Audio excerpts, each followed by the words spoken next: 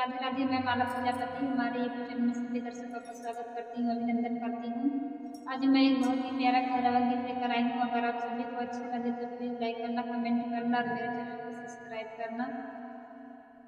ननदी वीर न तर न चनिया मर नजरिया में गड़ी, ननदी वीर न तर न चनिया मर नजरिया में गड़ी, मर नजरिया में गड़ी, मर नजरिया में गड़ी, ननदी वीर न तर न चनिया मर नजरिया में गड़ी, ननदी वीर न तर न चनिया मर नजरिया में गड़ी।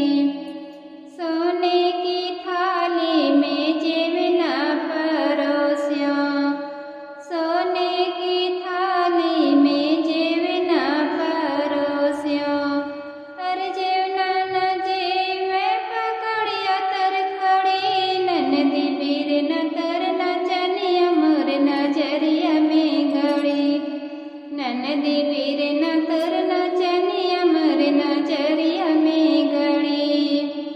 लोटा गिलासी में गिड़ुआ भरायो, लोटा गिलासी में गिड़ुआ भरायो, गिड़ुआ न घोटे पकड़िया तर खड़ी, ननदी वीर न तर न चनिया मोर नजरिया में गड़ी, ननदी वीर न तर न चनिया मोर नजरिया में गड़ी।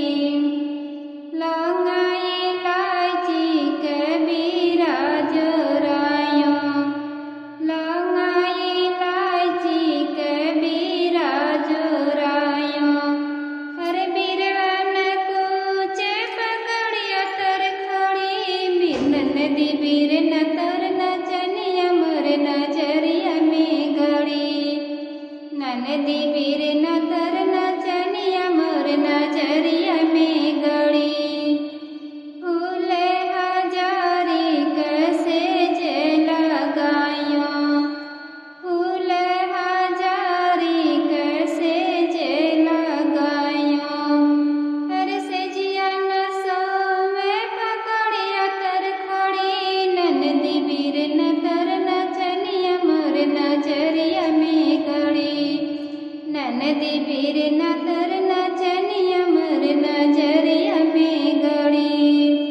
नजरिया में गड़ी हो नजरिया में गड़ी, ननदी वीर न तर न चनिया मोर नजरिया में गड़ी, ननदी वीर न तर न चनिया मोर